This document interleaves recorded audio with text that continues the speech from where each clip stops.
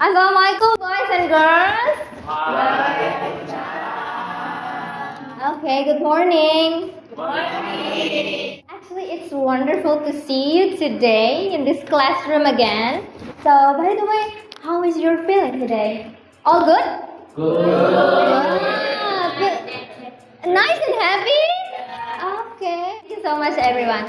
So, everyone, before we continue our lesson, before we go to the main activity, I would like to check who with us today. Okay? Please raise your hand and say present if I call your name. Alright?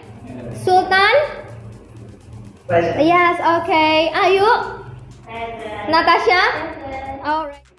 Alright guys, I think everyone is present today, so make sure that you are well prepared today so we can continue our lesson smoothly. Yeah, like pants. Yes, okay. Have you ever felt afraid but you still have to do your responsibility? I once felt afraid when I want to meet someone, but I had to do it anyway because it was part of my responsibility.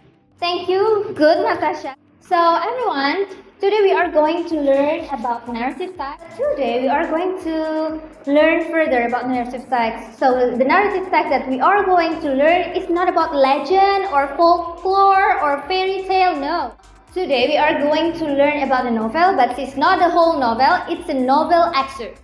So novel excerpt is a part novel, so we specifically only learn one chapter. The novel is entitled These Happy Golden Years. So, well everyone, what is our learning objective today? So the next learning objective is analyzing explicit and implicit information related to the feelings and conflicts experienced by Laura. And the last one is writing a simple diary entry to communicate the characters' experiences and feelings in the form of narrative writing by paying attention to the narrative text, structure, and the appropriate linguistic features. Alright everyone, I want to recall your memory about narrative text. Okay? So, what do you remember about narrative text? It's about a story like a fairy tale, legends, fable, and so many more. Okay, nice answer, Ayu. Correct. Actually, guys, narrative text is a type of text that tells a chronological and imaginative story in the past tense. So yeah, right. Actually, there are kinds of narrative text. The first one is fairy tales, and then folklore, fables, and science fiction. Okay? And then, do you still remember about the purpose? The purpose is to entertain the readers. Okay, exactly. The purpose is to entertain the readers. And then, do you still remember about the generic structure of narrative text? So the structure is orientation, complication, and then resolution and reorientation. Okay, Sultan, your answer is good. Yeah, you are correct. So, we have the orientation, and then complication, then resolution and reorientation. What about the language features of narrative text? First, using simple. Yes, alright, using simple past tense. And then there is adverb of time and place. For example, once upon a time, in a castle, in a jungle, etc. Okay? And then also there is a conjunction like when, then, suddenly, finally, and so on and so forth. And the last one, use the noun phrase. Okay? Yeah. But today, the language features that I want you to include in the narrative text is present participle. So we are going to talk about present participle also. Okay? Yeah.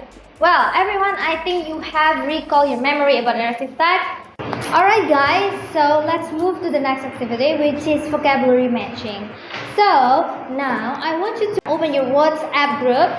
There, I have shared a link of word walls, so I want you to match the vocabulary with the meaning correctly. Actually, you can do it in a pair word. So, do it with your partner, discuss the answer with your partner. Okay?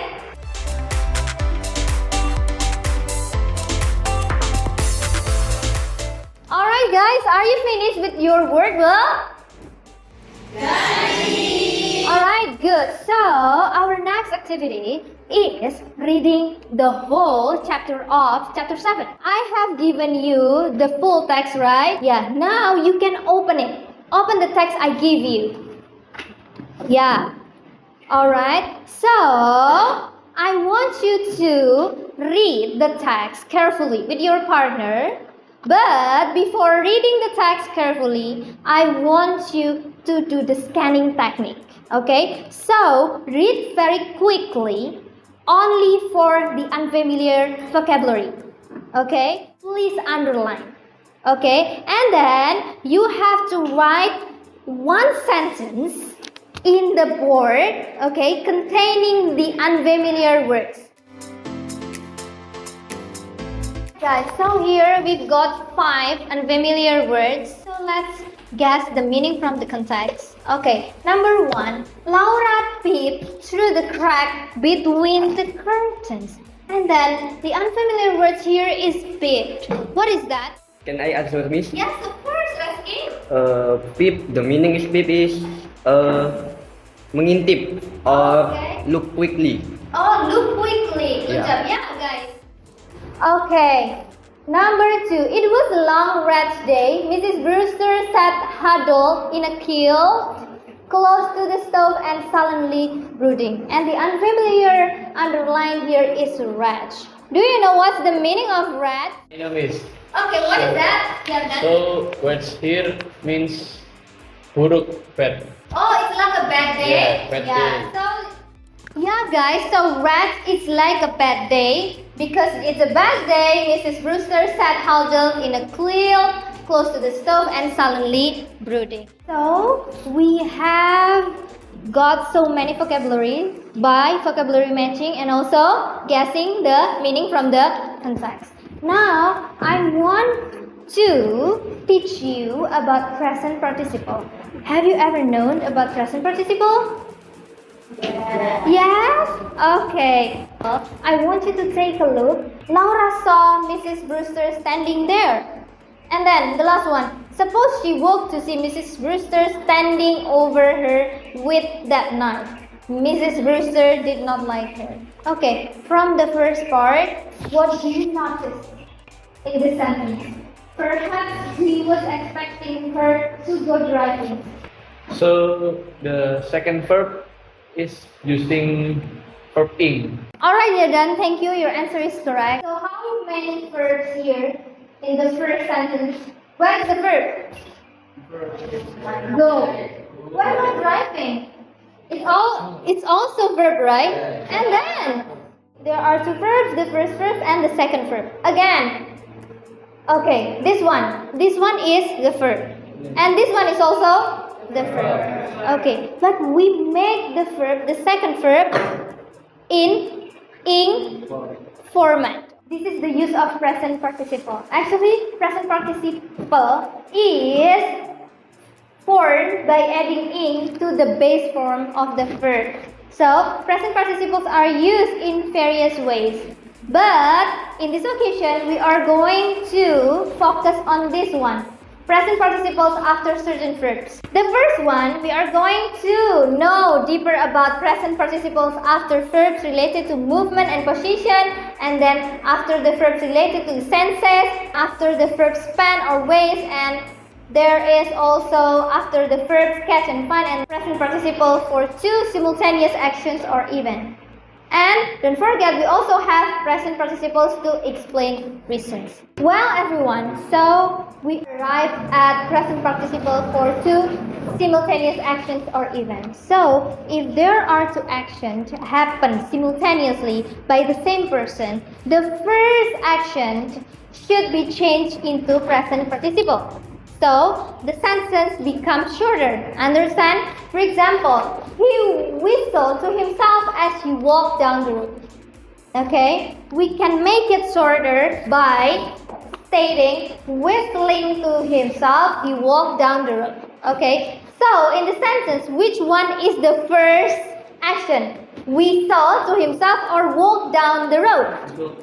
Yeah, so the first action is whistle to himself. So we have to change that into present participle, becoming whistling to himself. He walked down to the road. Well, everyone, to check your understanding about present participle, I have 5 sentences here. I want you to change it into present participle. So the first sentence, the old man sat on the bench and looked at the children playing nearby.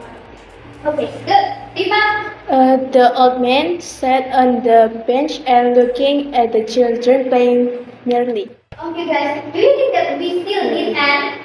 No. No, so the correct one is? The old man. Sat on the bench looking at Nah, the old man sat on the bench looking at the children playing nearby. Okay, number 2. Thank you, Yoda.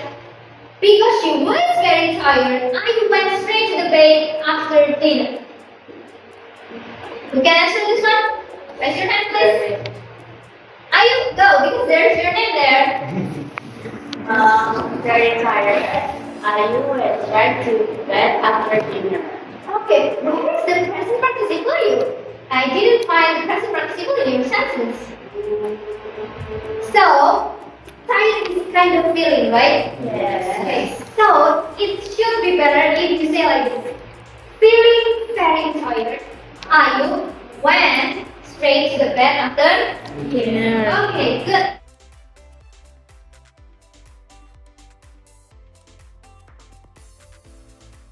Alright guys, so let's continue to this one.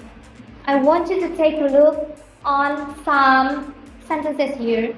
Laura did the dishes, made her bed in the freezing cold, and studied her school books. Mrs. Brewster's beginning to cook breakfast. Sunday she must be at that house with Mrs. Brewster, and much of the time Mr. Brewster would be at the stable. And the last one, Laura went to school as soon as she could get work. From those sentences, what do you notice? Miss, can I answer? Yes, ma'am, please. So all of the sentence is about gender role. When the man is should work and outside to protecting, while the woman should cook breakfast, wash the dishes. Good job, Zulfa. It's a very nice analysis. So, guys, who did the housework actually from those sentences? Laura and also Mrs. Brewster. And then what did Mr. Brewster do? Working on the stable, yeah? And then earn money, okay? And then what expectation did society have for the woman in the past? Woman should what? Should care the children, should cook, okay? Yeah, should be at home. Yeah, good job. And then, are gender roles today still the same? No. Women can work outside, right? Yes.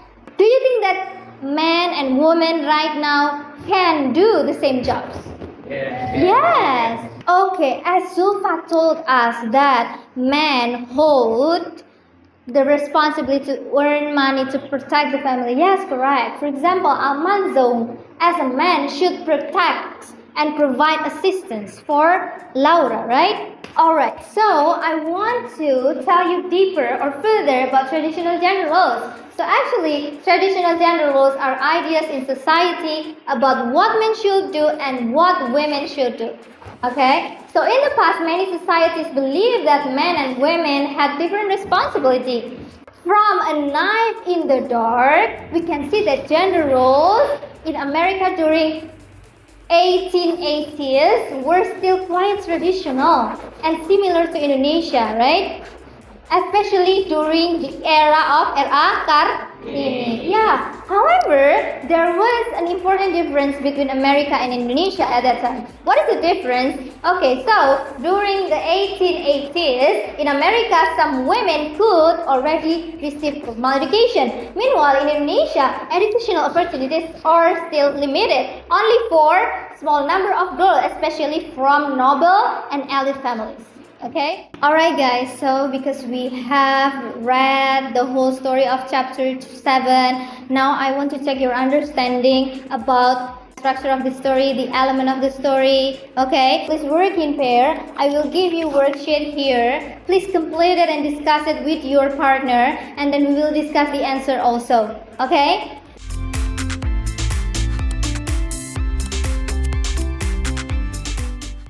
Alright guys, so I have given you time to do this worksheet with your partner. Let's discuss the answer together. Okay, let's start from the story structure analysis. What problem did Laura face? Yes, Susan? Laura face Mrs. Brewster, who always had that temper. Good job. And then let's move to the part B about story elements. What do you think of Laura's personality?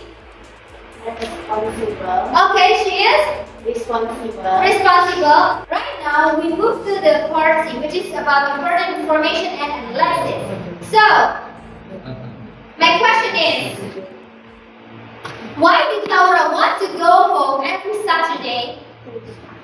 Yes, Natasha? Because playing at home every Saturday raised her spirits and gave her courage for another week. Alright, good job, Natasha. Alright, guys, so let's move to the implicit information.